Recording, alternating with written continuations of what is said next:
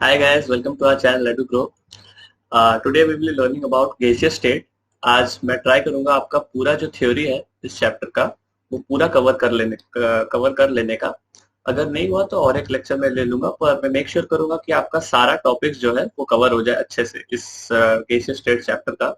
ये अनक्लियर रह जाएगा तो आपका बाद में बहुत दिक्कत होगा, क्योंकि गैस लॉज एंड ऑल बाकी चैप्टर्स में भी फिजिकल केमिस्ट्री के बहुत यूज होते हैं।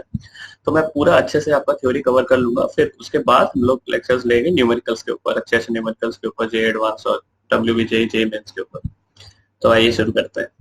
पहला आपका आता है कि कौन सा क्वांटिटीज और यूनिट्स हम लोग यूज करेंगे, ठीक है, जो प्रिवेंटली यूज होते हैं इस चैप्टर में। ज्यादातर सब आप इस कोई भी यूनिट में आपको दिया हो तो आप अच्छा है कि आप इनमें से कोई भी एक यूनिट में कन्वर्ट करके आप अपने हिसाब से कर लो। तो इसमें वॉल्यूम ऑफ गैस एक्सप्रेस हो सकता है आपका metre cube, decimetre cube, centimetre cube और लीटर में। तो इसमें से सबसे अच्छा है कि आप डेसीमीटर क्यूब या फिर लीटर में कन्वर्ट कर लो। ये आपका ऐसा यूनिट्स है। और गैस का जो कांस्टेंट है आर, उसके साथ आप लीटर में कन्वर्ट करके यूज कर सकते हो अच्छे से क्वेश्चन। नेक्स्ट आपका आता है प्रेशर ऑफ द गैस। ये जनरली एटीएम में ही हम लोग कन्वर्ट कर लेते हैं। बार और पैस्कल में अगर क्वेश्चन में दिया रहता है तो उसको वापस कन्वर्ट कर लेते हैं एटीएम में। और टेम्परेचर हम लोग एब्सोल्यूट टेम्परेचर ही यूज करता है केल्विन में जनरली। और अगर डिफरेंस हुआ, टेम्परेचर का डिफरेंस हुआ, तो आपको पता ही है कि आप केल्विन में लो या सेल्सियस में लो या फ़ारेनहाइट में लो, किसी में भी लो चल जाएगा, डिफरेंस तो सबका सेम ही होता है। ठीक है। आइए अब आते हैं गैस लॉस के बारे में। तो जो ये गैस लॉज है, ये पहले ही बता दूं, ये सब वैलिड है सिर्फ आइडियल गैसेस के ऊपर। रियल गैसेस के ऊपर भी वैलिड है, पर सिर्फ लो प्रेशर और हाई टेम्परेचर पे, तो वो उसमें हम लोग बाद में आते हैं। अभी फिलहाल आप समझ के रखो कि सिर्फ आइडियल गैसेस के लिए वैलिड है जितने भी गैस लॉज हम लोग पढ़ेंगे आज। ओके। तो पहला लॉ आता है आपका बॉयल्स लॉ। बॉयल्स लॉ क्या कहता है कि अगर हम लोग नंबर ऑफ मोल्स, मतलब जो मास है गैस का, उसको हम लोग कांस्टेंट रख दे और टेम्परेचर जो है उसको फ्लक्चुएट ना करवाए कांस्टेंट रख दे, तो फिर जो प्रेशर है वो डायरेक्टली प्रोपोर्शनल होगा वॉल्यूम ऑफ द गैस के। ये हम लोग 10th क्लास में पढ़ते हैं शायद, फिर भी एक क्विक रिवीजन ले लेते हैं कि जो प्रेशर और वॉल्यूम का जो प्रोडक्ट है वो कांस्टेंट रहेगा। अगर अगर मैं टेम्परेचर फिक्स कर दूं, तो एक मोमेंट पे अगर मेरा प्रेशर P1 है और वॉल्यूम V1 है, तो दूसरे मोमेंट पे अगर सेम टेम्परेचर हो और प्रेशर और वॉल्यूम पे मैं उस हिसाब से चेंज करूं, तो वो लोग प्रोपोर्शनल रहेंगे। ये आपका देखिए, आप अगर उसको देखें तो ये P प्रोपोर्शनल टू 1/V है। तो इसको मैं क्या लिख सकता हूँ, P equal to some constant V, या फिर PV इक्वल टू K। तो ये किस टाइप का ग्राफ आपको लगता है? ये ऐसा टाइप का ग्राफ है XY equal to C square. XY equal to C square हम लोग को पता है कि रेक्टेंगुलर हाइपरबोला होता है, जिसका जो एसिम्टोट है वो line y equal to x होता है। तो इस हिसाब से y इक्वल टू x नहीं, ये क्या बोलते हैं इसको, y इक्वल टू -x वो होता है। तो उस हिसाब से आप देखिए, ये है, मैंने गलत ड्राइंग किया है इसको, थोड़ा ड्राइंग में इधर उधर हो गया, पर ये रेक्टेंगुलर हाइपरबोला है ऐसा टाइप का, जिसका जो एसिम्टोट है वो ये है। अगर मैं इसको ऐसे ही ड्रॉ कर दूं वापस, पर ये है नहीं, इसमें तो टेम्परेचर नेगेटिव हो जाएगा, तो पॉसिबल ही नहीं है। अगर एब्सोल्यूट ले रहे हैं, प्रेशर और टेम्परेचर सब नेगेटिव हो जाएंगे। पर ये ऐसा टाइप का ग्राफ है, X Y equal to C square, सिर्फ पॉजिटिव पार्ट अगर हम लोग ले तो वैसा ही है, देख, P proportional to 1/V। Next हम लोग आते हैं चार्ल्स लॉ पे। चार्ल्स लॉ क्या कहता है कि अगर मैं मास और प्रेशर को फिक्स कर दूं किसी गैस के लिए, मास और प्रेशर को अगर मैं फिक्स कर दूं किसी गैस के लिए, तो उसका जो वॉल्यूम है वो डायरेक्टली प्रोपोर्शनल हो जाता है टेम्परेचर के। तो इसका ग्राफ भी हम लोग बहुत इजीली समझ सकते हैं कि अगर वॉल्यूम डायरेक्टली प्रोपोर्शनल है टेम्परेचर के, तो volume equal to M T लिख सकते हैं हम लोग, एम टी लिख सकते हैं। तो ये तो y equal to mx type का ग्राफ है, straight line passing through the origin. पर ओरिजिन से हम लोग पास नहीं करवा सकते, क्योंकि क्या है ना, ओरिजिन से अगर हम लोग पास करवाएंगे तो यहाँ पे क्या हो जाएगा, यहाँ पे जो टेम्परेचर है वो 0 हो जाएगा। और टेम्परेचर 0 तो हम लोग को पता ही नहीं, हम लोग पहुंचे ही नहीं है कभी एब्सोल्यूट 0 तक हम लोग तो पहुंच ही नहीं सके हैं। बहुत पास तक पहुंचे हैं पर पहुंच नहीं सके हैं, तो उस टाइम पे वॉल्यूम अनडिफाइंड हो जाएगा। तो इसीलिए हम लोग क्या करते हैं ना, ग्राफ को बीच से तोड़ देते हैं। यहाँ पे डिसकंटिन्यूअस आप एक तरह से बोल सकते हो कि यहाँ पे डिसकंटिन्यूअस है ग्राफ। तो आप एब्सोल्यूट जीरो को छोड़ के कोई भी टेम्परेचर पे अगर आइडियल गैस हो तो ये लगा सकते हो V प्रोपोर्शनल टू T। हाँ ठीक है, ये जो बेसिक चीजें हैं। नेक्स्ट नेक्स्ट आता है एवोगैड्रोस हाइपोथेसिस। एवोगैड्रोस हाइपोथेसिस क्या कहता है कि अगर मैं प्रेशर और टेम्परेचर को फिक्स कर दूं, मतलब इसको और चेंज ना करूं, कांस्टेंट रख दूं, तो क्या है ना कि जो वॉल्यूम ऑफ गैसेस है, अगर मैं इसमें अगर मैं क्या करूं, V लीटर ऑफ गैस ले लूं, V लीटर ऑफ गैस ले लूं, तो वो V moles of gas occupy करेगा। ये है ना। मान लीजिए अगर मैं टेम्परेचर को, प्रेशर को मान लीजिए 1 atm रखूं और टेम्परेचर को रूम टेम्परेचर रखूं यानी 25 डिग्री सेल्सियस एट 298 केल्विन, तो फिर जो अगर अगर मान लीजिए मैं हाइपोथेसिस बोल रहा हूँ कि अगर मेरा वॉल्यूम ऑक्युपाइड 21 लीटर है, तो मैं बोल सकता हूँ कि इस प्रेशर और इस टेम्परेचर पे मेरा जो गैस है, जो 21 लीटर वॉल्यूम ऑक्युपाई कर रहा है, उसका नंबर ऑफ मोल्स 21 है। नंबर ऑफ मोल्स 21 है, ये मैं बोल सकता हूँ। यही बोलता है एवोगैड्रोस लॉ। जैसे मैंने ये इसमें कंबशन का एग्जांपल लिया था, तो अगर मान लीजिए मेरा जो टेम्परेचर है, एक सेकंड जगह बढ़ा लेता हूँ।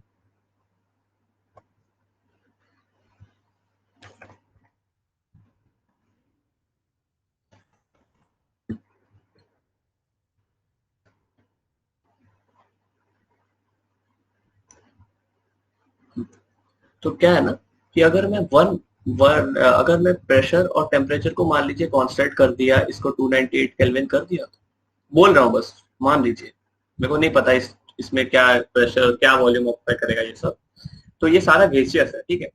तो अगर ये 1 लीटर ऑक्यूपाई करता है, तो ये x plus Y by 4 litre occupy करेगा, और ये x लीटर ऑक्यूपाई करेगा, और ये y बाय 2 लीटर ऑक्यूपाई करेगा। ये सब लीटर में है, ठीक है। तो मैं बोल सकता हूँ कि नंबर ऑफ मोल्स इसका 1 है, इसका सेम है, इसका x है, इसका y बाय 2। यही है एवोगैड्रोस लॉ। ओके, नेक्स्ट आता है कि combined gas law. Combined gas law हम लोगों ने चार्ल्स लॉ, बॉयल्स लॉ और एवोगैड्रोस लॉ को कंबाइन करके एक सिंगल गैस गैस लॉ में कंपाइल किया है। तो वो गैस लॉ क्या कहता है ना, PV equal to nRT, pressure into, ये भी आइडियल गैस के लिए वैलिड है, सिर्फ आइडियल गैस के लिए। Pressure volume equal, pressure multiplied by volume equal to number of moles multiplied by universal gas constant into temperature. ये एब्सोल्यूट टेम्परेचर है वापस।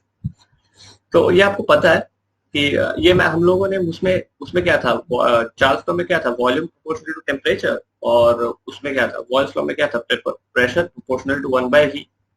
तो इन दोनों को मैंने कंबाइन करके इसको इसको हम लोग लिख सकते हैं V proportional to 1/p।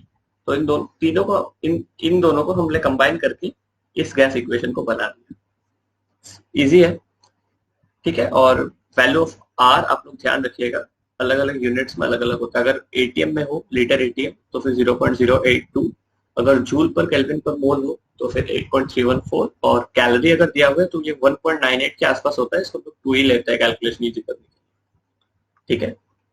Next next आता है, हाँ, Dalton law of partial pressure. इसमें हम लोग पार्शियल प्रेशर कैसे डिफाइन करते हैं वो सीखेंगे। Partial pressure of a gas in a mixture. तो मान लीजिए ना मेरे पास एक कंटेनर है, ठीक है, एक कंटेनर है बड़ा सा, और इसमें मैंने कंपार्टमेंट करके रखे हैं, ठीक है, तीन ही कंपार्टमेंट सोचिए। इसमें हम लोग जाएंगे, पहले आप एग्जांपल समझ लीजिए, आपको बेटर अंडरस्टैंडिंग आएगा, ठीक है। तो इसमें क्या है ना, मैंने मीथेन रखा, और इसमें मैंने H2O2 का गैसियस फॉर्म रखा, सब गैसियस है, ठीक है। और इसमें मैंने मान लीजिए PH3 रख दिया, गैसियस, ठीक है। और मैं ये आपको बोल रहा हूँ कि ये नॉन रिएक्टिंग है, ठीक है। अगर रिएक्ट कर भी रहे थे तो मैंने इनको इनर्ट कर दिया, इनके ऊपर ऑक्सीडेशन रिडक्शन कुछ भी करके इनर्ट कर दिया। तो क्या है ना, इसका मेरे पास 2 मोल्स है, इसका मेरे पास 3 मोल्स है और इसका मेरे पास 4 मोल्स है। ठीक है, फिर मैं क्या करता हूँ ना, अब मेरे को पता है कि मेरे पास मीथेन का नंबर ऑफ मोल्स 2 है, H2O2 का 3 है और PH3 का 4 है। ठीक है, तो इस केस में तो मैं डिटरमाइन कर सकता हूँ कि गैसेस का ईच गैस का क्या प्रेशर होगा। ठीक है, वो तो मैं डिटरमाइन कर सकता हूँ, मेरे को नंबर ऑफ मोल्स पता है, वॉल्यूम भी पता ही होगा क्योंकि गैसियस है। इस पार्ट का वॉल्यूम मेरे को पता है, इस पार्ट का वॉल्यूम मेरे को पता होगा, इस पार्ट का वॉल्यूम मेरे को पता होगा। तो मैं बोल सकता, इसमें मैं निकाल सकता हूँ पीवी इक्वल टू एनआरटी करके मैं प्रेशर निकाल सकता हूँ ईच गैस का, एनआरटी बाय वी करके। देखिए मोल्स हम लोग को दिया हुआ है, आर तो छोड़िए कांस्टेंट है, टी हम लोग को पता है, हम लोग टेम्परेचर कंट्रोल करेंगे, और वी भी हम लोग को पता ही होगा क्योंकि ईच कंपार्टमेंट का वॉल्यूम पता है। तो pressure exerted by each gas हम पता कर सकते हैं इस सिनारियो में। पर मान लीजिए कि एक सिनारियो ऐसा आया कि मैंने एक कंटेनर लिया और इसमें कोई भी पार्टीशन नहीं है, इसमें मैंने CH3 2 मोल डाल दिया, CH3 2 मोल डाल दिया और H2O2 मैंने 3 मोल डाल दिया और वापस मैंने PH3 जो है, इसको फॉस्फाइन जो है, इसको भी मैंने 4 मोल डाला था, 2 ना, ठीक है, 4 मोल डाला, 4 डाल दिया इसमें। तो इसमें तो कोई पार्टीशन नहीं है, ये पूरा एंटायर वॉल्यूम जो है वो इन गैसेस के थ्रू कवर हो रहा है। तो हम लोग कैसे समझेंगे कि पार्शियल प्रेशर क्या है? तो पार्शियल प्रेशर हम लोग इस तरह से डिफाइन करते हैं, पार्शियल प्रेशर हम लोग इस तरह से डिफाइन करते हैं कि जो भी टोटल प्रेशर है वो तो हम लोग डिटरमाइन कर ही सकते हैं, इस चीज का पूरा टोटल प्रेशर हम लोग डिटरमाइन कर सकते हैं क्योंकि टोटल वॉल्यूम हम लोग को पता है और टोटल नंबर ऑफ मोल्स भी पता है, इसका 2, इसका 3, इसका 4 पता है, हम लोग को दिया हुआ है कि रिएक्ट नहीं कर रहे। तो हम लोग तो टोटल प्रेशर तो निकाल ही सकते हैं पीवी इक्वल टू एनआरटी से। ठीक है, टेम्परेचर भी हम लोग को पता है। तो हम लोग पार्शियल प्रेशर कैसे डिफाइन करते हैं ना, कोई एक गैस का, मान लीजिए CH3 का मैंने N1 मोल्स लिया, तो N1 divided by total number of moles क्या है, N1 plus N2 plus N3, ये CH3 का, ये PH3 का मान लीजिए, ये H2O2 का मान लीजिए, काई इंटू टोटल प्रेशर, ये P टोटल। ठीक है, ऐसे हम लोग पार्शियल प्रेशर को डिफाइन करते हैं कि partial pressure of a substance equal to chi मतलब mole fraction of that substance, ठीक है, इनटू टोटल प्रेशर।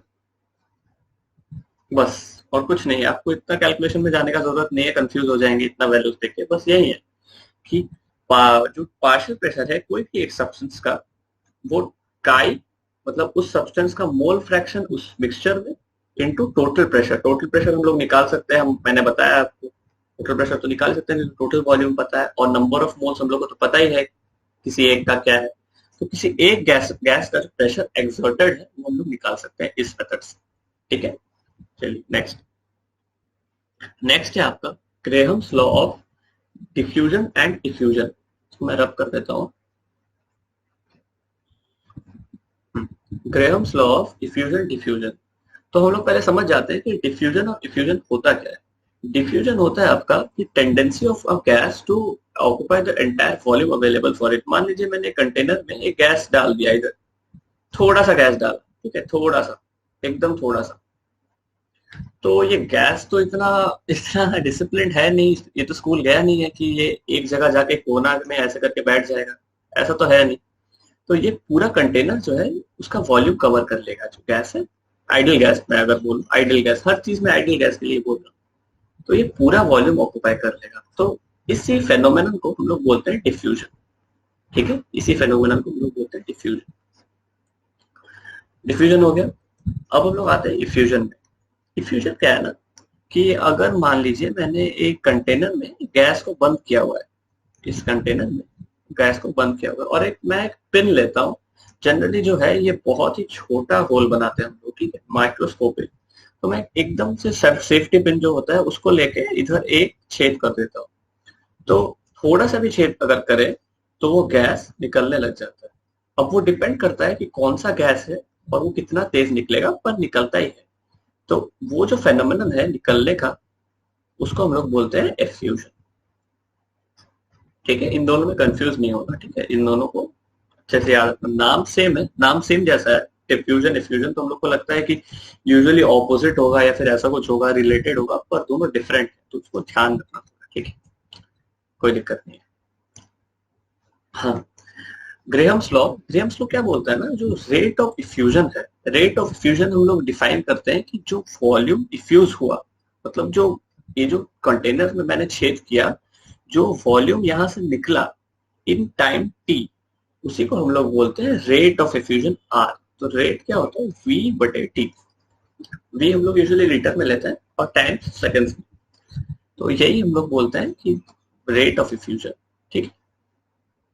अब ये जो है रेट ऑफ इफ्यूजन है, ये 1/m के प्रोपोर्शनल है, रेट ऑफ इफ्यूजन 1/m के प्रोपोर्शनल है, रूट ओवर 1/m के प्रोपोर्शनल, ये ध्यान रखेंगे, ठीक है, बहुत सारे क्वेश्चन इससे बन जाते हैं, ठीक है। तो ये एक चीज है कि rate fusion root over 1/m के प्रोपोर्शनल है।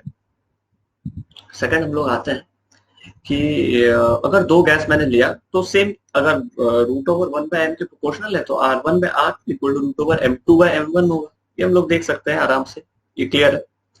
नेक्स्ट आते हैं, हाँ, तो हम लोग को क्या पता है यूनिवर्सल गैस इक्वेशन से कि PV इक्वल टू nRT है, तो n को मैं W/m लिख सकता हूँ। नंबर ऑफ मोल्स क्या होता है, weight of substance divided by molar mass, molar mass, तो उसी को वेट मतलब W और मोलर मास वेट मतलब W और मोलर मास मतलब M, तो उसको मैं ऐसे भी लिख सकता हूँ।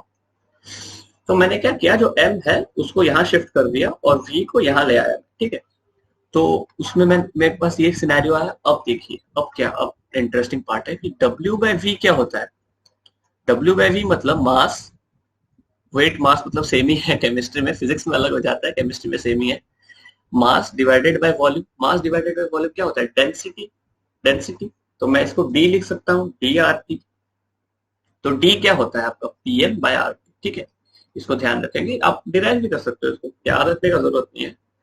तो D इक्वल टू PM/RT, तो ठीक है, तो D हम लोग देख सकते हैं कि D प्रोपोर्शनल टू M आ रहा है, अगर मैं बाकी सब फिक्स कर दूं तो D प्रोपोर्शनल टू M आ रहा है इस इक्वेशन से, और R क्या था, R था प्रोपोर्शनल टू 1/√m, तो अगर D डायरेक्टली प्रोपोर्शनल है तो हम M को D से रिप्लेस कर सकते हैं, तो R प्रोपोर्शनल टू 1/√t, ये भी इंपॉर्टेंट है, इसमें भी क्वेश्चंस आते हैं, ठीक है, तो इसको ध्यान रखना, ठीक है। अरे अरे अरे अरे, ग्राफ का हालत खराब हो गया, कोई नहीं कोई नहीं, इसको मिटा देते हैं, ठीक है, मिटा देते हैं, मैं ड्रॉ कर दूंगा, छोड़िए इसको, ठीक है, छोड़िए। हाँ, अब आते हैं काइनेटिक थ्योरी ऑफ गैसेस में, ठीक है, ये बहुत इंपॉर्टेंट टॉपिक है, इसके एजम्पशंस पे ही हम लोग अपने आगे के कैलकुलेशंस कंटिन्यू कर पाएंगे, तो ये एजम्पशंस जानना आपके लिए बहुत जरूरी है, ठीक है, एजम्पशंस का डिटेक्शन नहीं। तो पहला पहला एजम्पशन हम लोग लेते हैं कि जो गैस है, हम लोग जो गैस के बारे में डिस्कस कर रहे हैं, जो गैस कंसर्न है हम लोग का, उस गैस के जितने भी मॉलिक्यूल्स है वो आइडेंटिकल है सब एस्पेक्ट में, उनका मास, शेप, साइज, हर चीज सेम है, ये हम लोग आइडियल गैसेस के लिए बात कर रहे हैं, ठीक है, अभी तक हम लोग रियल गैस में गए नहीं, आइडियल गैस के लिए बात कर रहे हैं, ठीक है, फर्स्ट ये है। सेकंड आपका आता है, ये अजम्पशन ध्यान रखेंगे, सेकंड हम लोग का आता है कि मॉलिक्यूल जो है वो कांस्टेंट रैंडम मोशन में है, ठीक है, हर पॉसिबल डायरेक्शन में, हर पॉसिबल डायरेक्शन में कांस्टेंट रैंडम मोशन में, हम लोग को उनका डायरेक्शंस तो पता है, डायरेक्शंस हम लोग यूजुअली लेते हैं, ये देखिए,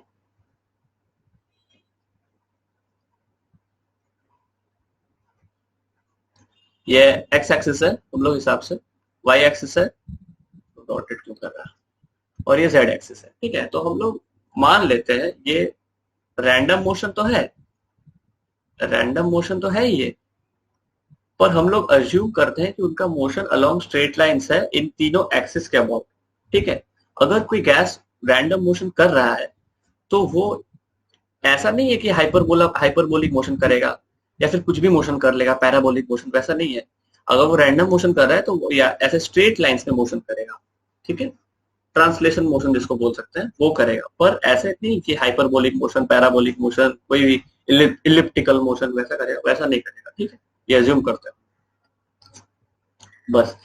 और और एक चीज एज्यूम करते हैं कि क्या है ना, ये जो मोशन कर रहा है, ये हर डायरेक्शन में जो मोशन कर रहा है, जब भी मोशन कर रहा है उसका हर डायरेक्शन में जो भी उसका स्पीड है वो इक्वल है।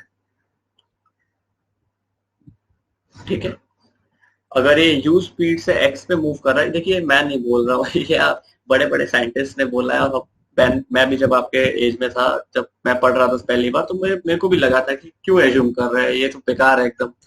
मतलब पर क्या है कि हम लोग के पास ऑप्शन नहीं है। ठीक है, मैं आपको रियल बात बताता हूँ, हम लोग के पास कोई ऑप्शन नहीं है। या तो ये थ्योरी हम लोग पढ़ ले, इसको विश्वास कर ले और एग्जाम में अच्छा स्कोर कर ले, या फिर अभी रिवोल्ट करने बैठ जाए। ठीक है, अभी रिवोल्ट करने बैठ जाए और ना तो हम लोग का थ्योरी होगा, ना हम लोग का एग्जाम होगा, और हम लोग का उतना क्रेडिबिलिटी है नहीं। ठीक है, ऑनेस्टली बोले तो हम लोग कुछ भी नहीं है कि हम लोग इसको गलत प्रूफ कर सकते। अगर गलत प्रूफ करना है तो पहले हम लोग को कोई अच्छे इंस्टीट्यूट में जाना होगा, कोई अच्छा डिग्री करना होगा, बहुत स्टडी करना होगा, फिर हम लोग का बात मानेगा दुनिया। अभी तो कोई मानेगा भी नहीं, अगर सही भी हुए तब भी नहीं मानेगा। तो क्या है ना, अभी पढ़ लो। ठीक है, अभी पढ़ लो। इसलिए मेरे को केमिस्ट्री पसंद है बहुत, क्योंकि केमिस्ट्री क्या है ना, हम लोग को ग्राउंडेड रहना सिखाता है हर टाइम। ऐसा नहीं है केमिस्ट्री के आप हर सवाल लगा लोगे, कोई भी टीचर केमिस्ट्री के हर क्वेश्चन को सॉल्व नहीं कर सकता, क्योंकि chemistry is all about observations and experiments. ठीक है, केमिस्ट्री हम लोग को ग्राउंडेड रहना सिखाता है, हम लोग को रियलिटी एक्सेप्ट कराना सिखाता है। ठीक है, तो एक्सेप्ट करना सीखो। ठीक है, chemistry is all about acceptance, life is all about acceptance. ठीक है, बहुत बार आप लोगों को रीजंस नहीं मिलेगा, बहुत बार आप लोगों को रीजंस नहीं मिलेगा कि क्या हो रहा है, क्यों क्यों हो रहा है, कोई ऐसा क्यों कर रहा है, वो भी आपको रीजंस नहीं देगा और हो सकता है चला जाए आपके लाइफ से, पर आपको सीखना है ना उससे। तो एक्सेप्ट करना सीखिए, जो हो गया वो हो गया, जो है वो मान लेते हैं। ठीक है, फॉर द टाइम बिंग, अगर गलत लगा बाद में तो प्रूफ कर देंगे गलत, क्या है, दुनिया तो है ही आपको गलत प्रूफ करने के लिए, तो आप ही प्रूफ कर देना एक दिन। पर उसके लिए हम लोग को मेहनत करना होगा, क्रेडिबल बनना होगा। ठीक है, तो मान लेते हैं, ठीक है, कि दो तीनों साइड में जो स्पीड है वो सेम है, ये अजम्पशन है, मैंने इधर भी लिखा था एज।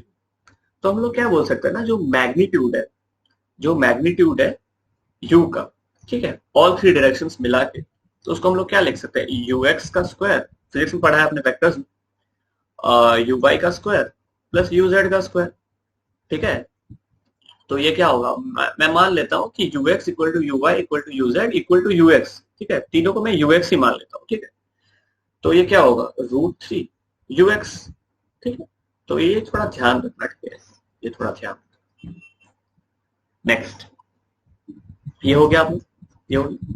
नेक्स्ट, नेक्स्ट अजम्पशंस देख रहे कितना सारा है, अजम्पशंस पे दुनिया टिकी हुई है लोग एज्यूम कर लेते हैं बहुत ना आजकल।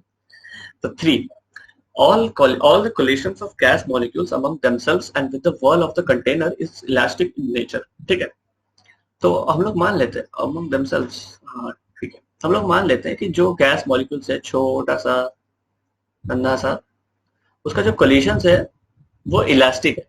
ठीक है, परफेक्टली इलास्टिक कोलिशन जिसको बोलते हैं, जिसका E1 आता है, आपने पढ़ा होगा फिजिक्स में, जो कोएफिशिएंट ऑफ रेस्टिट्यूशन है वो 1 आता है। मतलब जितना मोमेंटम और एनर्जी है वो हर वक्त इनिशियल और मोमेंटम जो है वो पूरा प्रोसेस में कंजर्व रहता है, और काइनेटिक एनर्जी जो है वो फाइनल और इनिशियल और फाइनल का सेम रहता है। ठीक, ये हम लोग मान सकते हैं गैसेस के केस में, आइडियल गैसेस के केस में। सेकंड, तो फोर्थ क्या है, the pressure of the gas is due to the collision of the molecules with the wall of the container. हाँ, ये थोड़ा आपको समझना होगा। देखिए, ये हम लोग का जो कंटेनर का वॉल है, मान लीजिए एक वॉल, ठीक है, तो ये जो गैस है ये कोलाइड कर रहा है, परफेक्टली इलास्टिक है हम लोग मान रहे हैं। ठीक है, ऐसे गैस मॉलिक्यूल्स कोलाइड कर रहे हैं, तो जो प्रेशर है वो कैसे कैसे डिफाइन होगा, प्रेशर डिफाइंड होता है कि ये जो गैस मॉलिक्यूल्स कोलाइड कर रहे हैं एक दूसरे से, वो जो फोर्स एक्सर्ट कर रहा है, कोई भी गैस मॉलिक्यूल अगर इधर से इधर कोलाइड कर रहा है तो उस वॉल पे एक फोर्स एक्सर्ट कर रहा है, फोर्स एक्सर्ट कर रहा है ना, तो जो प्रेशर होता है वो क्या होता है, फोर्स अपॉन एरिया। तो इस गैस मॉलिक्यूल्स का जो एरिया है, इस वॉल का जो एरिया है, उसको हम लोग अगर डिवाइड करेंगे जो फोर्स एक्सर्टेड है मॉलिक्यूल्स का, तो हम लोग को प्रेशर ऑफ द गैस मिलेगा। क्योंकि हम लोग मान रहे हैं, देखिए हम लोग मान रहे हैं कि कोलिजन है वो इलास्टिक, ठीक है, तो जो प्रेशर गैस कंटेन कर रहा है, कैरी कर रहा है, वही प्रेशर वो ट्रांसफर कर दे रहा है वॉल पे। तो क्या है ना, तो उसी हिसाब से हम लोग गैस का जो प्रेशर है वो इस तरह से कैलकुलेट कर सकते हैं कि जो प्रेशर कंटेनर को वो ट्रांसफर कर दिया कंटेनर पे जो प्रेशर वो लगाया वही प्रेशर गैस का है। तो उसी तरह से देखिए, जितना ज्यादा कोलिजन होगा उतना ज्यादा फोर्स अप्लाई होगा, और जितना ज्यादा फोर्स अप्लाई होगा उतना ज्यादा प्रेशर होगा। तो उसी तरह हम लोग पर यूनिट एरिया हम लोग डिफाइन करते हैं कि pressure is proportional to number of collisions per unit area. अगर एरिया 1 यूनिट है तो जितना ज्यादा कोलिजन्स होगा उतना ज्यादा प्रेशर होगा। ठीक है, ये बात clear. Fifth, the kinetic energy होगा, ये थ्योरी नहीं है यार। The kinetic energy of a gas depends only on temperature. ये हम लोग पढ़ेंगे बाद में, ठीक है। हम जो कैलकुलेशंस में आए तब समझ में आएगा, बस जान के रखिए कि काइनेटिक एनर्जी या फिर स्पीड ही, गैस का स्पीड ही वो सिर्फ टेम्परेचर पे डिपेंड करता है और कोई फैक्टर पे नहीं। ठीक, इसको ध्यान रखें। Volume of a gas, the volume of a gas molecules is negligible when compared to the volume of the container। ये quite evident ही है। कंटेनर तो हम लोग लेते हैं बड़ा सा, उस हिसाब से गैस मॉलिक्यूल का जो वॉल्यूम है उसको जीरो ही मान सकते हैं हम लोग, क्योंकि बहुत छोटा होता है गैस मॉलिक्यूल का जो वॉल्यूम। ठीक है, ये there is no intermolecular force of attraction between gas molecules. तो ये देख के आपको तजुर्बा सा लगेगा कि क्या बचपन में जो पढ़े थे धोखा था। हाँ, धोखा था। गैस मॉलिक्यूल्स के बीच में कोई इंटरमोलिकुलर फोर्स ऑफ अट्रैक्शन है ही नहीं, हम लोग ये मानते हैं। ये आइडियल गैसेस के केसेस में मैं बार बार ये रिपीट कर रहा हूँ ताकि आपको थोड़ा सा भी ना लगे कि हाँ जो पढ़े थे वो गलत थोड़ी है, कि जो देखते हैं वो गलत थोड़ी है। गलत नहीं है, ये आइडियल गैस है। ठीक है, आइडियल गैस है। तो आइडियल गैस के केस में ये intermolecular force of attraction exist करता ही नहीं। ठीक है, हाँ। कैलकुलेशंस में हम लोग क्या करते हैं ना, ग्रेविटी को नेग्लेक्ट करते हैं। क्यों नेग्लेक्ट करते हैं? ग्रेविटी क्या एक्ट नहीं करता कंटेनर के अंदर? नहीं, ऐसा नहीं है, ग्रेविटी एक्ट करता है। ग्रेविटी तो हर जगह एक्ट करता है अर्थ के अंदर अगर हो आप। पर क्या है ना, ये जो मॉलिक्यूल है इसका मास कितना छोटा है आप सोचिए। मास इसका टेंडिंग टू जीरो है, तो ग्रेविटी इसमें जो फोर्स लगाएगा mg, जी तो कांस्टेंट है, कांस्टेंट मान सकते हैं ना आप। वेरी तो थोड़ी करा रहे हैं, अब सैटेलाइट में थोड़ी लेके जा रहे हैं गैस को, तो जी कांस्टेंट ही मान सकते हैं। तो m अगर टेंडिंग टू जीरो है तो उसका प्रोडक्ट जी के साथ भी टेंडिंग टू जीरो हो जाएगा। तो इसी कारण हम लोग ग्रेविटी को नेग्लेक्ट करते हैं, क्योंकि अगर उसका सिग्निफिकेंट चेंज ही नहीं है किसी कैलकुलेशन में तो उसको क्यों ले कैलकुलेशन, बेकार का कैलकुलेशन बढ़ाने के लिए। तो इसी कारण से हम लोग ग्रेविटी को नेग्लेक्ट कर देते हैं। ठीक है, नेक्स्ट हम लोग आते हैं काइनेटिक। अरे यार ये मिक्स हो गया। ठीक है, आप तो समझ लो। ठीक है, काइनेटिक गैस इक्वेशन में, ठीक है, तो ये यूनिवर्सल इक्वेशन है। इसका डेरिवेशन जो है मैं उसमें नहीं जा रहा हूँ, ठीक है, क्योंकि डेरिवेशन जरूरत नहीं है। ठीक है, आपके WBJ या कोई भी जॉइंट के लिए डेरिवेशन जरूरी नहीं है। बोर्ड के लिए आप जरा बुक से देख लेना, वहाँ पे बहुत इजीली समझाया गया। मैं डेरिवेशन में इसलिए नहीं जा रहा हूँ क्योंकि बहुत टाइम वेस्ट हो जाएगा इसमें। ठीक है, और वो जरूरत भी नहीं है, तो क्यों टाइम वेस्ट करें। PV is equal to 1/3 MNU RMS का स्क्वायर। अब URMS क्या होता है? Root mean square velocity of all molecules of the gas. ठीक है, इसको मैं कैलकुलेट किया हूँ, बाद में आपको समझा दूंगा। n है नंबर ऑफ मॉलिक्यूल्स, जितना नंबर ऑफ मॉलिक्यूल्स है उस कंटेनर के अंदर गैस का, और m है ईच मॉलिक्यूल का जो मास है। ठीक है, ये हम लोग का जो काइनेटिक गैस इक्वेशन ये है। ठीक है, हाँ। अब हम लोग आते हैं कि काइनेटिक एनर्जी पे। ठीक है, तो काइनेटिक एनर्जी हम लोग कैसे डिफाइन करते हैं? काइनेटिक एनर्जी हम लोग डिफाइन करते हैं कि काइनेटिक एनर्जी क्या होता है कि इक्वल टू, क्लास 10 से पढ़े आ रहे हैं, 1/12 mv स्क्वायर, इसमें इस केस में u square, half mu square. तो मैं अगर हर मॉलिक्यूल का काइनेटिक एनर्जी लिखने जाऊं तो मैं ऐसे लिख सकता हूँ, हाफ m1u1 स्क्वायर, नहीं mu1 स्क्वायर। हम लोग मान लिए ना आइडेंटिकल है सारा मॉलिक्यूल्स, तो सारा मॉलिक्यूल्स का जो m है वो सेम है। तो mu1 square, mu2 square, mun square, सारा को हाफ से मल्टीप्लाई करके ऐड करेंगे तो हम लोग काइनेटिक एनर्जी मिल जाएगा पूरा गैस का। तो मैं अगर हाफ m कॉमन निकाल लूं तो मेरे पास क्या है, u1 square, u2 square, u3 square, un square. अब क्या है ना, जो RMS वेलोसिटी है, RMS स्पीड, RMS करंट कुछ भी हो, तो उसको हम लोग क्या करते हैं ना, एवरेज क्या करते हैं हम लोग, एवरेज मान लीजिए मैं एवरेज। ठीक है, इसको अच्छे से समझ लीजिए, बाद में काम है।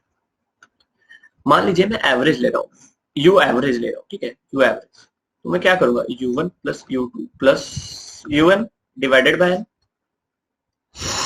RMS क्या होता है ना, रूट मीन स्क्वायर क्या होता है ना, u1 स्क्वायर प्लस, मैं सारे का स्क्वायर को ऐड कर लूंगा। ठीक है, सारे का स्क्वायर को ऐड कर लूंगा और डिवाइड कर दूंगा n स्क्वायर से। ठीक है, किया।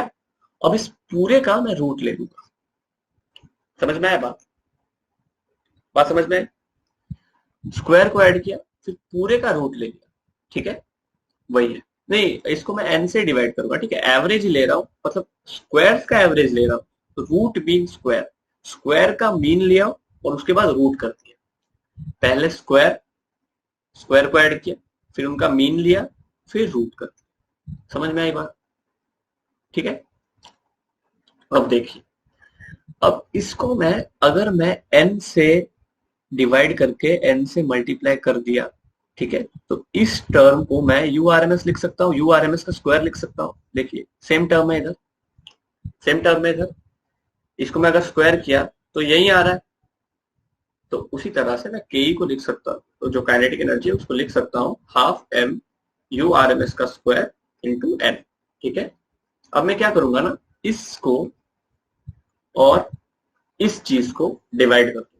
ठीक है, तो के ई बाई पी वी क्या होगा? Half M U U R M S का स्क्वायर इंटू एन, और ये 1/3 M N U R M S का स्क्वायर है। तो के ई बाई पी वी 3/2 आता है, कांस्टेंट है। तो के ई क्या आया आपका? 3/2।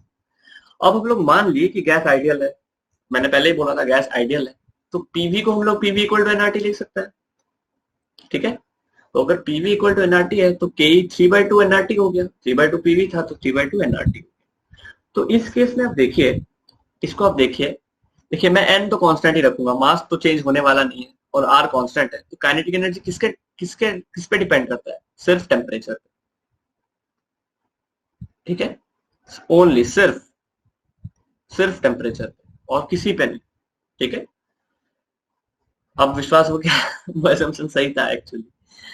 और के ऑफ वन मॉलिक्यूल, जो काइनेटिक एनर्जी एक मॉलिक्यूल का है, ये तो देखिए ये एन मॉलिक्यूल्स का मतलब ये एन मोल्स मॉलिक्यूल्स का है।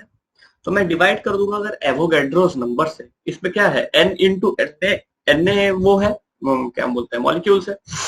तो अगर वन मॉलिक्यूल का मैं डिवाइड कर दूं तो मैं पहले वन मोल का लिख लेता हूँ। वन मोल का क्या होगा? 3/2 आर टी। ये वन मोल का है, के ऑफ वन मोल गैस। और वन मोल को मैं अगर एन से डिवाइड कर दूं, एवोगैड्रोस नंबर जो होता है, तो मेरे को ये मिल जाएगा के ऑफ वन मॉलिक्यूल। ये के ऑफ वन मॉलिक्यूल है, तो उसी को मैं इधर लिखा हूँ। और ये आर टी बाय एन जो है, आर बाय एन जो है, ये कांस्टेंट है। ठीक है, कांस्टेंट ही है, 8.314 होता है, और ये वो क्या 6.022 इंटू 10⁻23 होता है। तो उसको हम लोग बोलते हैं बोल्ट्जमैन कांस्टेंट। ये आप ध्यान रख सकते हो, याद रख सकते हो, क्योंकि फिर आपको कैलकुलेशन करने में इजी होगा। 1.38 इंटू 10⁻23। और हाँ, ये मैंने जितना भी डिस्कशन किया, जितना भी कुछ किया, ये सिर्फ मोनो एटॉमिक गैस के लिए वैलिड है। 3/2 आर टी, 3/2 के टी। आप दूसरे केसेस का भी पढ़ोगे जब आप डिग्रीज ऑफ फ्रीडम पढ़ोगे फिजिक्स में, जब केटीजी होगा ना, संगला भैया पढ़ाएंगे केटीजी शायद, तो डिग्रीज ऑफ फ्रीडम में आप पढ़ोगे कि डाई एटॉमिक, पॉली एटॉमिक, जितना भी एटॉमिक है उस गैसेस का निकालने का। केमिस्ट्री में सिर्फ मोनो एटॉमिक ही आपको ध्यान रखना है। ठीक है, done. Speed of gas molecules. ठीक है, हम लोग तीन तरह से स्पीड ऑफ गैस मॉलिक्यूल्स को डिफाइन करते हैं। ठीक है, तीन तरह से डिफाइन करते हैं। पहला आता है आपका root mean square velocity, root mean square speed जो होता है। तो रूट मीन स्क्वायर स्पीड हम लोग देखे तभी, यही होता है। तो इसको हम लोग लिख सकते हैं 3RT/m।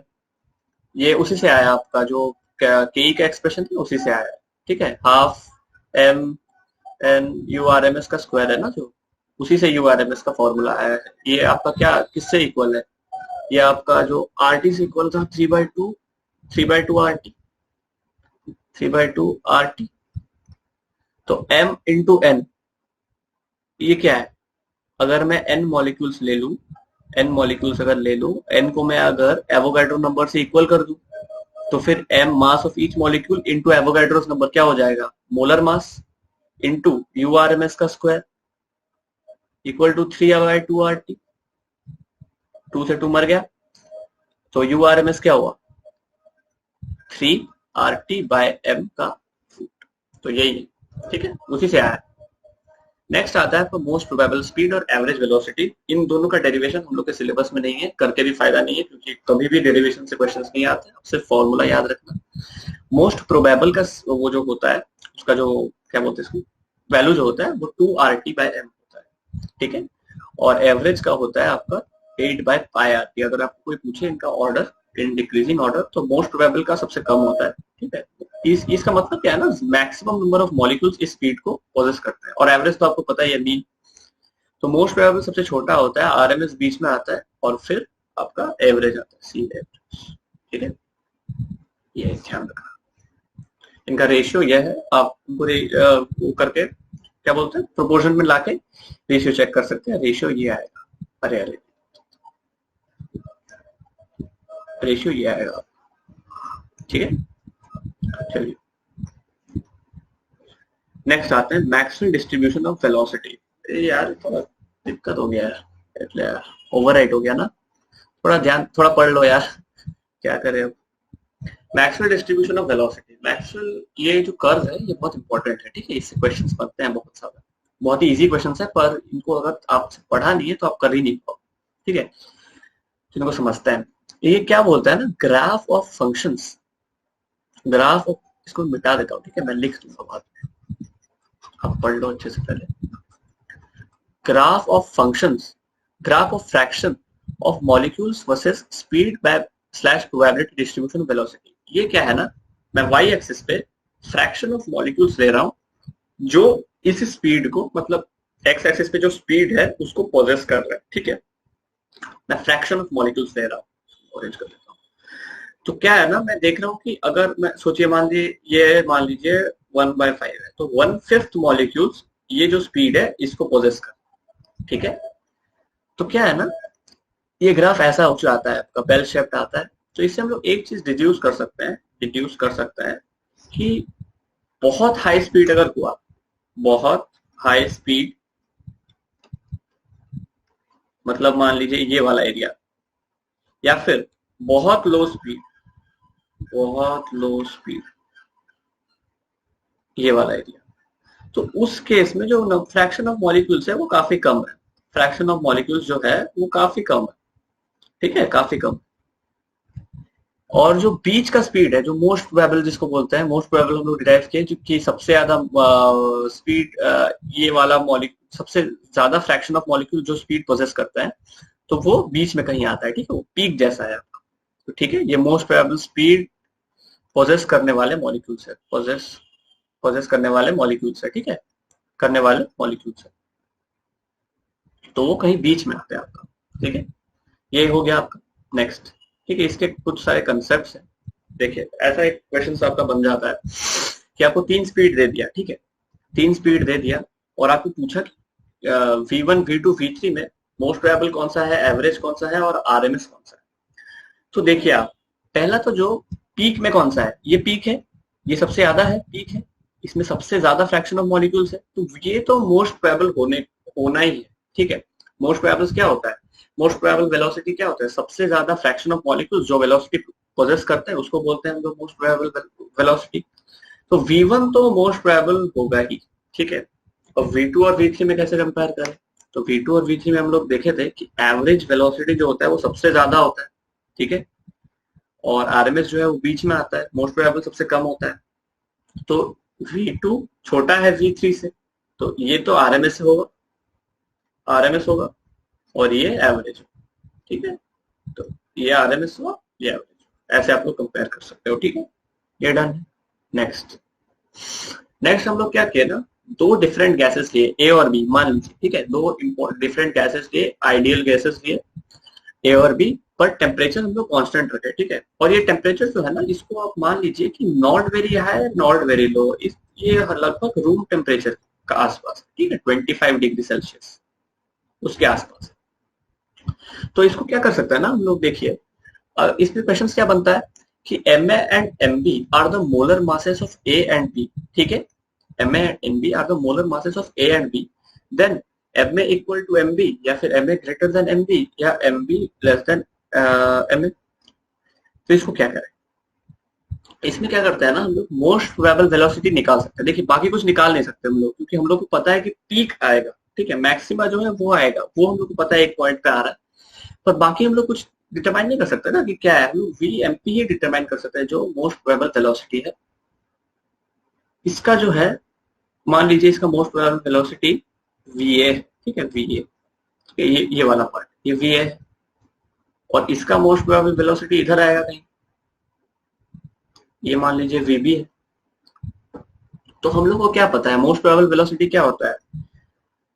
मोस्ट प्रोबेबल वेलोसिटी होता है आपका root over 8 by pi R T by, देखिए 8 बाय पाई और आर टी जो है वो कांस्टेंट है, ठीक है, कांस्टेंट, तो उसको हम लोग कंसिडर क्यों करें? अगर कांस्टेंट है तो 1/m के प्रोपोर्शनल आता है, ये हम लोग को पता है। तो देखिए अगर वीएमपी ज्यादा हुआ तो मोलर मास कम होगा, इनवर्सली प्रोपोर्शनल है ना। तो अगर वीएमपी बढ़ा तो मोलर मास घटेगा, ठीक है। अब देखिए ज्यादा वीएमपी हुआ तो कम मोलर मास होगा, इसमें ज्यादा वीएमपी किसका है? बी का है, तो molar mass of B is less than molar mass of A. जिसका ज्यादा मोस्ट प्रोबेबल वेलोसिटी उसका कम मॉलिक्यूलर मास, तो ऑप्शन सी। समझ में आया? नेक्स्ट, ठीक है, इजी था। नेक्स्ट, ये कंसेप्ट क्वेश्चंस बनते हैं, ठीक है। सेम गैस लिया और डिफरेंट टेम्परेचर पे लिया, और ये डिफरेंट टेम्परेचर जो है ना T1 एंड T2, इनको एक्सट्रीम नहीं किया, ठीक है। एक्सट्रीम करने से ये ग्राफ जो है वो बिगड़ जाता है थोड़ा, ठीक है। इनको एक्सट्रीम नहीं किया, ठीक है, not very high not very low, ठीक है, नॉर्मल 0 to 100 के बीच में ही रखा है, ठीक है। ये नन ऑफ द अबव है, नोटा साइन नहीं है वो वाला। तो इसमें कैसे करें? इसमें क्या करते हैं ना, वापस वही, अपना तो एक ही काम है, वीएमपी निकालना। तो मान लीजिए ये V1 है, ये V2 है। अब अपने को क्या पता है कि V proportional to 1 by V proportional to root T, directly proportional है। 3RT बाय 8/π RT/m, इसमें मोलर मास कांस्टेंट है, R कांस्टेंट है और 8/π भी कांस्टेंट है, तो उसको क्यों कंसीडर करना, कांस्टेंट चीज को क्यों कंसीडर करना। तो इसमें क्या देखना है कि अगर वेलोसिटी ज्यादा है तो टेम्परेचर भी ज्यादा होगा, ठीक है।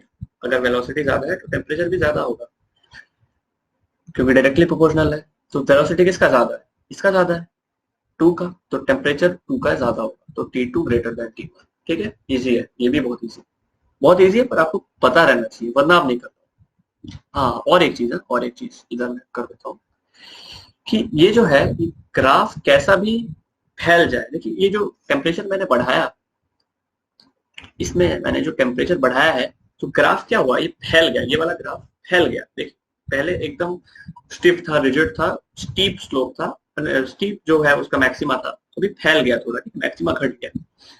पर एक चीज आप नोटिस कीजिए कि ये जो एरिया है, इसके अंदर जितना एरिया है और अरे यार इसके अंदर जितना एरिया है ये कांस्टेंट ही रहेगा। जो ग्रीन एरिया है, मैं तो गंदा ड्राइंग कर रहा हूँ बहुत, पर आप मान लीजिए, ठीक है, ये वेरीफाइड है साइंटिफिक कि ये जो एरिया है और वो जो एरिया है येलो वाला, वो कांस्टेंट है दोनों। क्यों?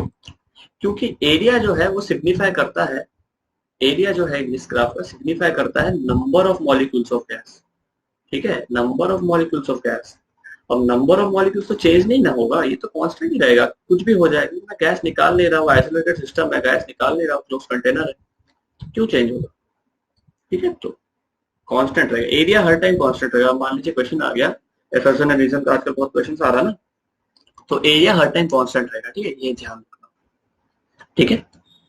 अब आते हैं रियल गैस पे, ठीक है, अब आते हैं असली खेल, रियल गैस, ठीक है, सच्चाई पे आते हैं, ठीक है, सच्चाई। अभी तक क्या धोखा चल रहा था, सच्चाई पे, ठीक है। रियल गैस, अरे यार क्या हो गया सर, स्कैम हो गया, ठीक है, रुकिए काट दीजिए। रियल गैस जो है, इसमें क्या है ना, PV not equal to NRT, ठीक है, इसमें नहीं होता है जनरली, ठीक है।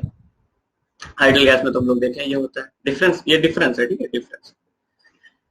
पीवी इक्वल टू एनआरटी कब होता है? लो प्रेशर या फिर हाई टेम्परेचर, इनमें हो जाता है, आसपास आ जाता है पीवी एनआरटी, ठीक है। इसमें क्या होता है ना, हम लोग एज्यूम किए थे, याद है आप लोग को, कि मॉलिक्यूल्स का जो गैस का जो मॉलिक्यूल्स है उनका वॉल्यूम नेग्लिजिबल है, टेंडिंग टू 0 है, ठीक है। इसमें नहीं है, इसमें गैस का मॉलिक्यूल होता है। इसमें हम लोग मान लिए थे कि कोई जो अट्रैक्शन है, कोई अट्रैक्शन नहीं है मॉलिक्यूल्स के बीच में, ठीक है, और इनमें प्यार मोहब्बत है, मॉलिक्यूल्स के बीच में अट्रैक्शन है, ठीक है। तो फिर जहाँ पे प्यार मोहब्बत है वहां पे एनोमलिटीज आएगा ही, तो उसके लिए अलग से पढ़ना होगा, तो वही इसलिए पढ़ रहे हैं। आइए हम लोग डिफाइन करते हैं कंप्रेसिबिलिटी फैक्टर। ये आइडियल गैसेस के केस में हम लोग को डिफाइन करने का जरूरत नहीं पड़ा था, पर जब हम लोग रियल गैसेस का स्टडी कर रहे हैं तो हम लोग को ये डिफाइन करने का जरूरत पड़ा है।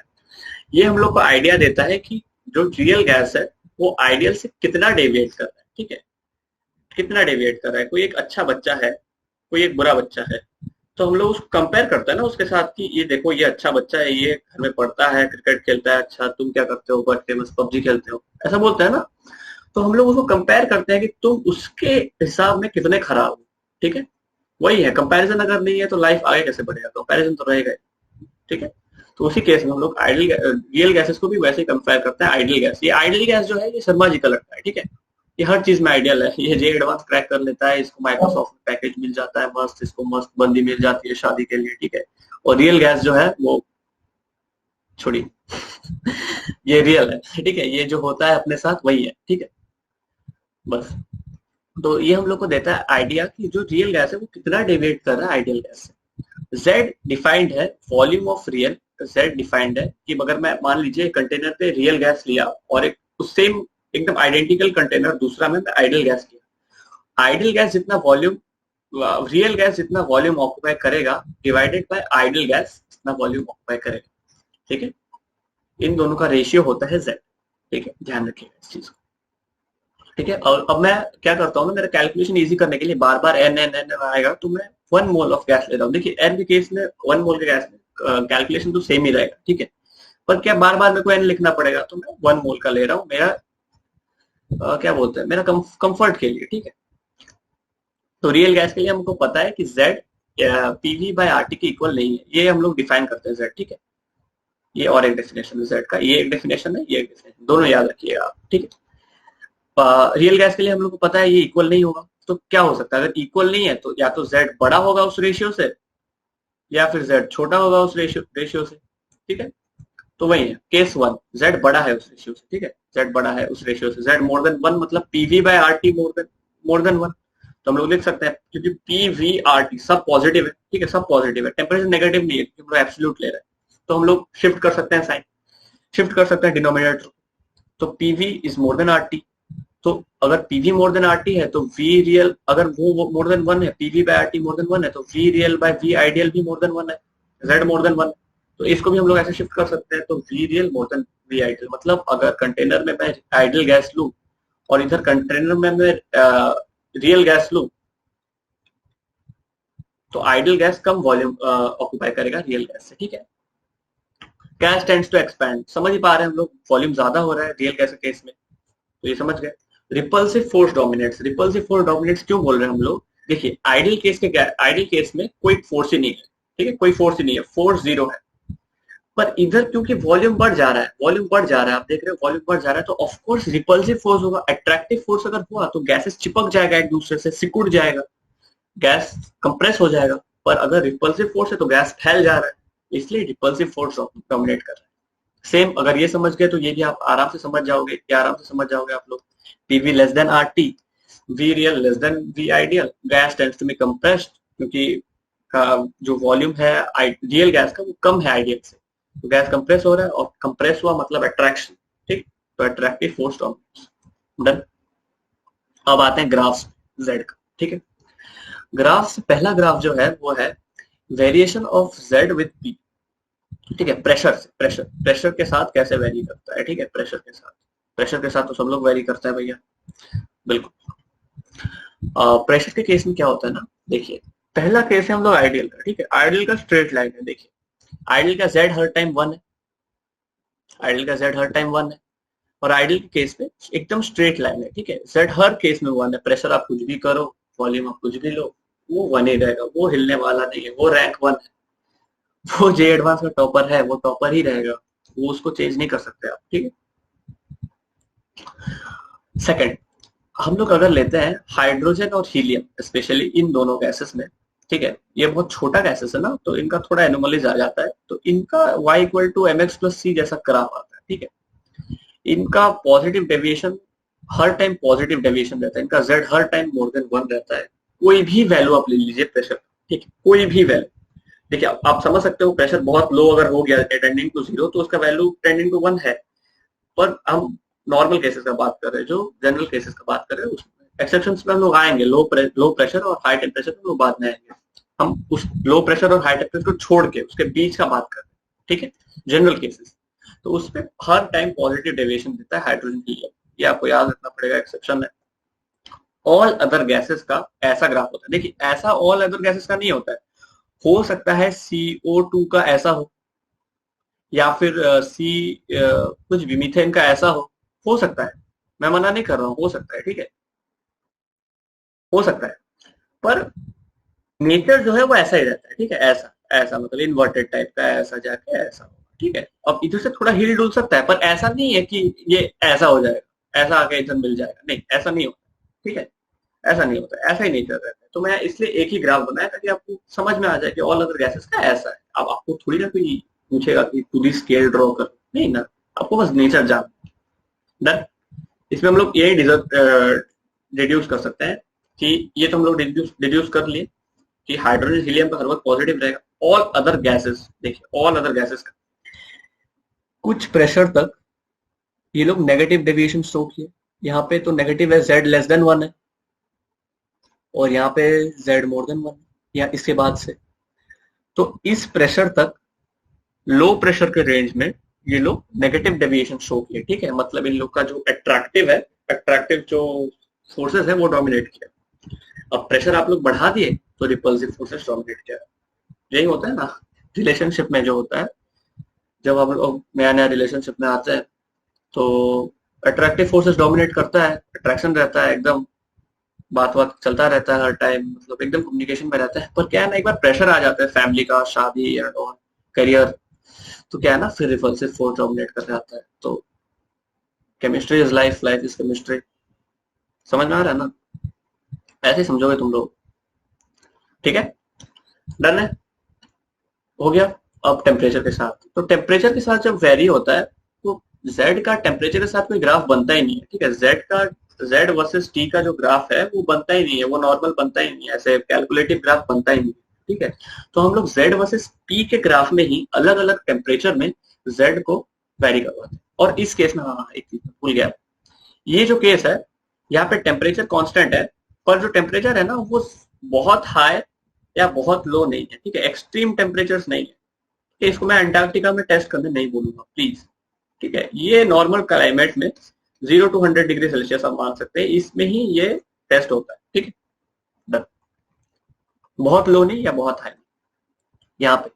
यहाँ पे भी सेम, यहाँ पे टेम्परेचर जो है वो वेरी करवा रहा है, ठीक है, वेरी करवा रहा है, पर ऐसा नहीं कि उसको -173 में ले गए, -173 डिग्री सेल्सियस सैटर्न में ले गए हम लोग फिर टेस्ट कर रहे हैं, नहीं ऐसा नहीं है, ठीक है। इसको भी मॉडरेट रखते हैं, ठीक है, मॉडरेट, वरना फिर एनोमली होने लग जाता है। ये तो गैस है ना यार, ये थोड़ी ना कैपेसिटर का डिस्चार्जिंग का ग्राफ है कि चेंज ही नहीं होगा। ये तो गैसेस है ना, जो इनका प्रॉपर्टीज चेंज होने लग जाता है, ठीक है। अरे बाप रे। तो हाँ, अब तो पी हम लोग z वर्सेस p का ग्राफ में ही टेम्परेचर को डील करते हैं।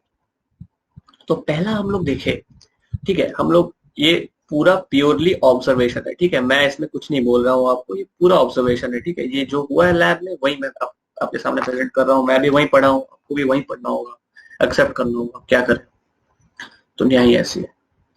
तो क्या है ना कि अगर मैं टेम्परेचर बढ़ाता जा रहा हूँ, ठीक है, ये जो T1 है ये सबसे छोटा टेम्परेचर है, T2 सबसे बड़ा है, T2 बीच में है और T3 सबसे बड़ा है।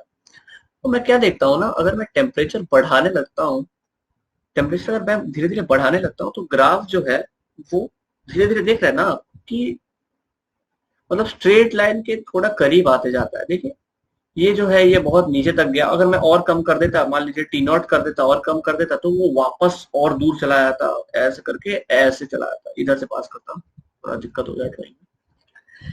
देख रहे हैं ना, जितना मैं टेम्परेचर को बढ़ा रहा हूँ उतना स्ट्रेट लाइन के करीब आ रहा है, ठीक है, स्ट्रेट लाइन के उतना करीब आ रहा है।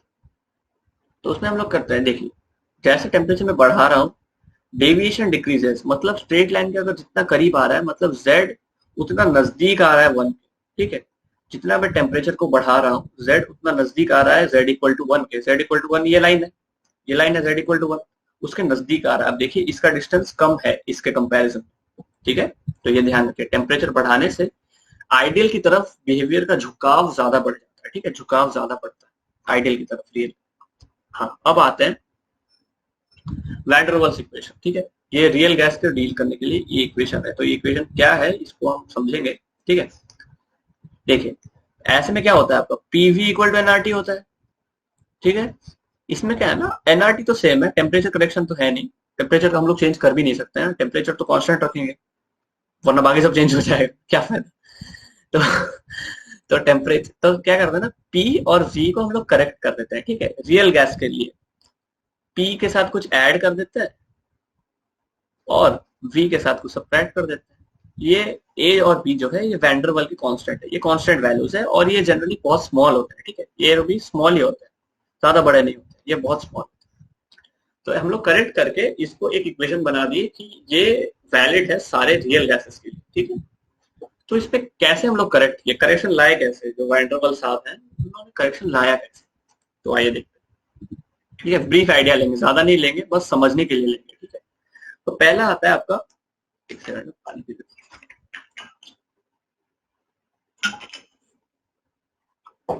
पहला आता है आपका वॉल्यूम करेक्शन। वॉल्यूम करेक्शन का जरूरत क्यों पड़ा, वॉल्यूम करेक्शन का जरूरत क्यों पड़ा, तो वॉल्यूम करेक्शन जरूरत इसलिए पड़ा कि देखिए ये मान लीजिए मैं आइडियल गैस है और ये मान लीजिए मेरा रियल गैस है, ठीक है। आइडियल गैसेस में हम लोग क्या माने थे कि जो पूरा गैस है, जो गैस है वो पूरा फैल गया, पूरा कंटेनर को उसने कवर कर लिया, ठीक है, पूरा कंटेनर को उसने कवर कर लिया।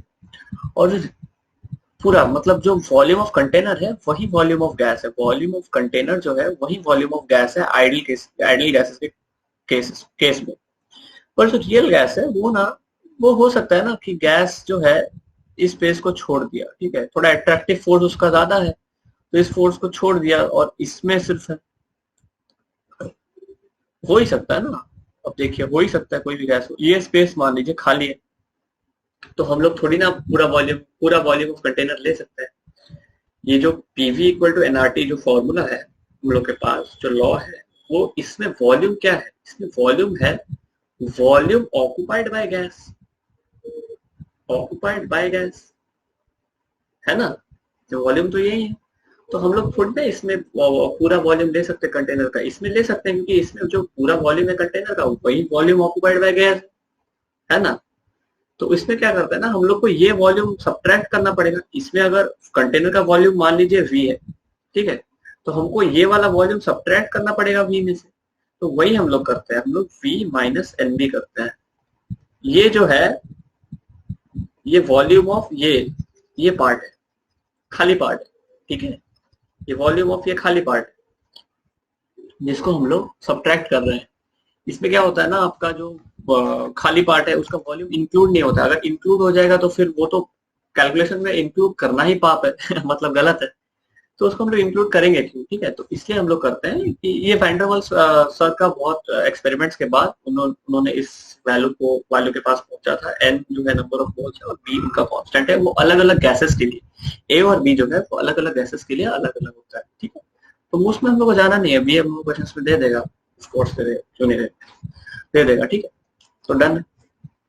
और एक चीज याद रखना, जितना बी जो है वो साइज ऑफ मॉलिक्यूल पे डिपेंड करता है, ठीक है, साइज ऑफ मॉलिक्यूल पे, जितना बड़ा साइज उतना ज्यादा वी, मतलब ये जो खाली वॉल्यूम है उतना ज्यादा हो जाएगा, मतलब गैस एक साथ रहने का कोशिश करेगा अगर वी ज्यादा, ठीक है, ये ध्यान। डन, समझ गए वॉल्यूम करेक्शन कैसे आता है। अब आता है प्रेशर करेक्शन। प्रेशर करेक्शन क्या है ना, प्रेशर करेक्शन है आपका जो, लिख लेता हूँ मैं पहले आइडियल गैस इक्वेशन लिख लेता हूँ तो कंपेयर करने में इजी हो। पीवी इक्वल टू एनआरटी,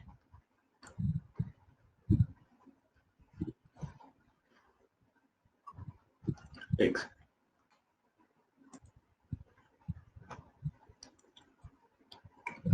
इसमें जो प्रेशर करेक्शन है आपका, इसमें क्या है ना, हम लोग को ऐड करना पड़ता है, आप लोगों ने देखा हुआ फॉर्मूला, तो ऐड करना पड़ता है। फॉर्मूला क्या है आपका, P इक्वल टू एन, अरे एक सेकंड,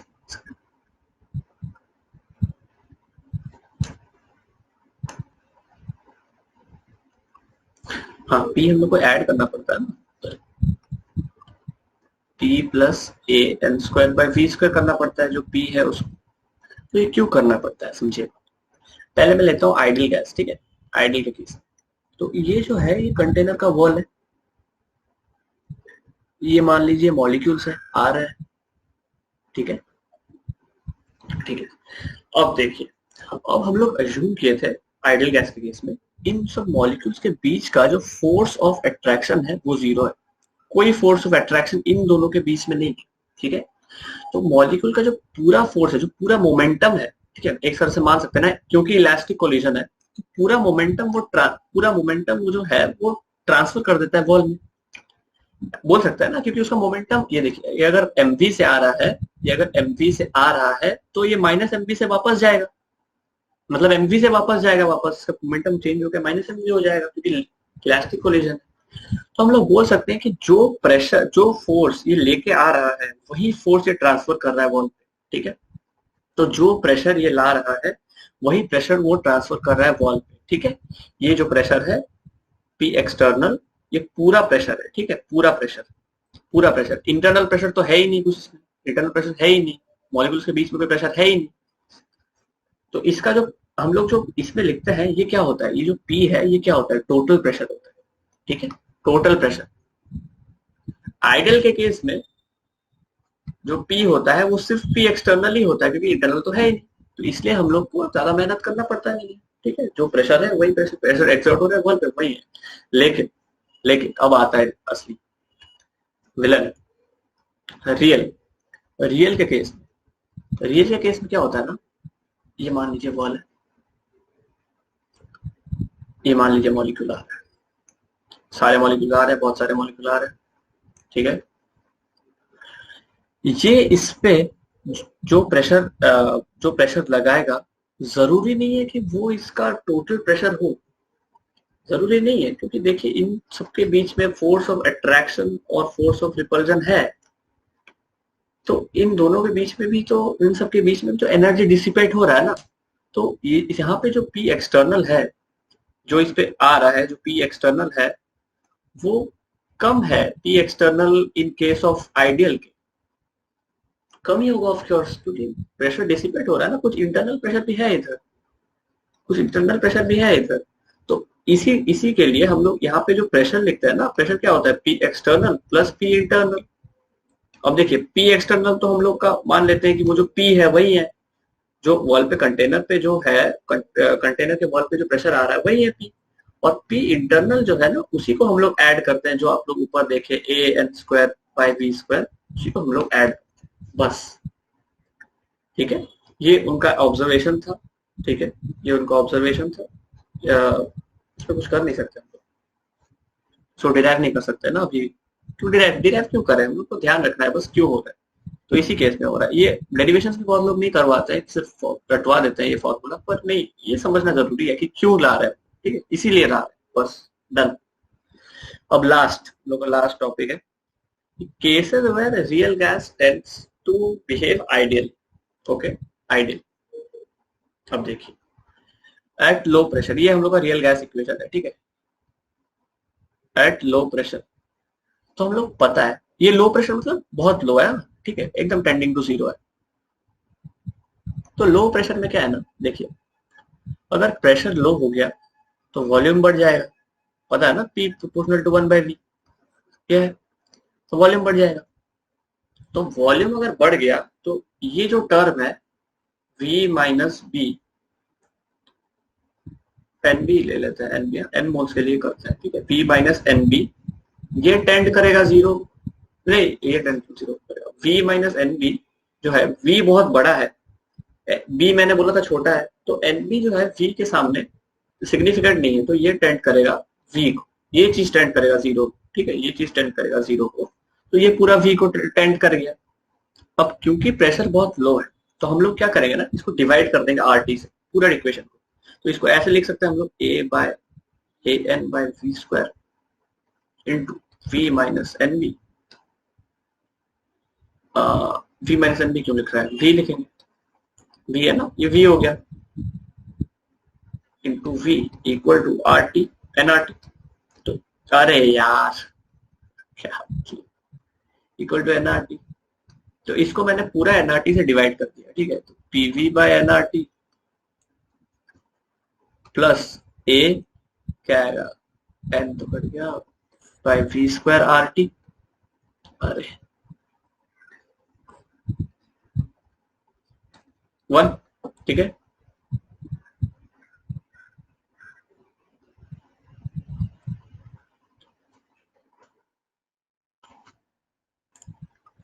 तो इस इक्वेशन को हम लोग वापस लिखते हैं, क्या होगा, पी, एन को काट दीजिए, एन को काट दीजिए क्योंकि एल्गोरिथम फिर क्यों बड़ा करना है। तो इसको मैं लिख सकता हूँ P plus A by V square into V equal to R T, ठीक है, आर टी, या एन नहीं हुआ, एन नहीं हुआ। तो P V plus A by V equal to R T, दोनों साइड को मैं आर टी से डिवाइड कर रहा हूँ, ठीक है। P V by R T equal to A by plus V A by V R T equal to 1, ठीक है, इक्वल टू 1। तो पीवी बाय आर टी क्या है, जेड है। तो जेड क्या हो जाएगा, 1 minus A by V R T. Okay,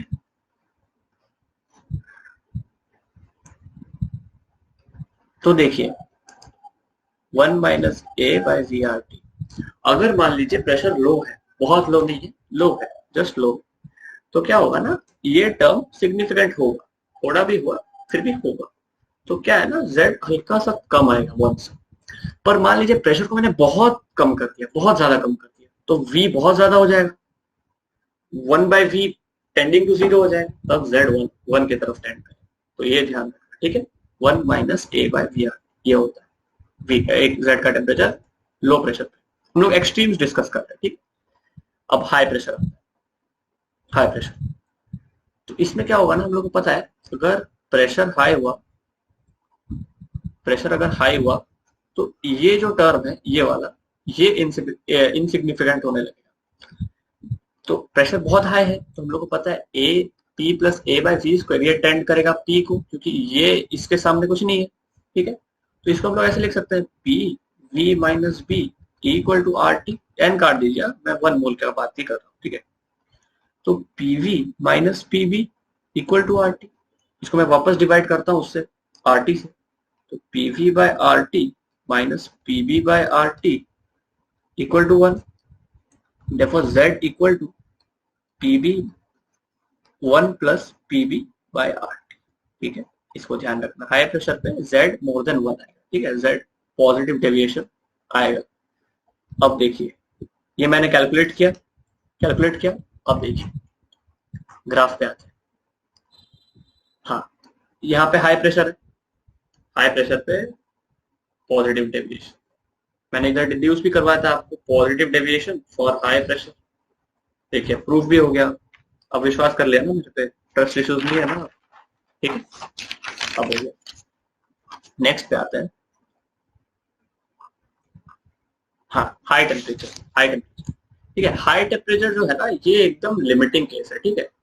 इसका कोई मुकाबला ही नहीं किसी के पास, ठीक है, इसका कोई मुकाबला नहीं। अगर हाई टेम्परेचर हो गया तो आपका गैस आइडियल होगा ही, कोई दिक्कत नहीं, ठीक है, कोई दिक्कत नहीं, आपका गैस आइडियल। तो हम लोग देख लेते हैं, दोनों केस ही देख लेते हैं। हाई टेम्परेचर है और इधर हाई प्रेशर है और इधर लो प्रेशर है, मतलब समझ रहे हैं ना, कि मतलब हाई टेम्परेचर मैंने लिया, इधर भी हाई टेम्परेचर है, इधर भी हाई टेम्परेचर है, पर दोनों केस ले लिया आपको दिखाने के लिए कि हाई टेम्परेचर हर टाइम डोमिनेट करेगा, लो प्रेशर में भी और हाई प्रेशर में, ठीक है। हाई प्रेशर में हम लोग का क्या आया था, जेड का वैल्यू, अब देख लीजिएगा 1 plus PB by R T आया, ठीक है, पॉजिटिव डिवीजन होता है। अगर हाई टेम्परेचर हुआ, हाई टेम्परेचर हुआ तो 1 बाई टी जो है यहाँ पे, या फिर डिवाइडेड है टी, तो ये टर्म 0 को टेंड करेगा, है ना, क्योंकि यहाँ पे देखिए 1 बाई टी है, टी डिनोमिनेटर में, तो 1 बाई टी तो 0 को टेंड करेगा, तो जेड 1 को टेंड करेगा।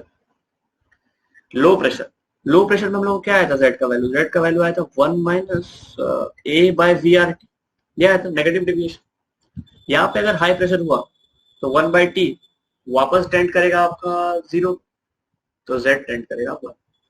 तो हाई टेम्परेचर अगर हुआ बहुत, तो आइडियल गैस की तरह बिहेव करेगा ही करेगा, कोई दिक्कत वाली बात नहीं है। हम लोग भी देखे थे, जितना हम लोग टेम्परेचर बढ़ा रहे थे, जितना हम लोग टेम्परेचर बढ़ा रहे थे वो स्ट्रेट लाइन के करीब आ।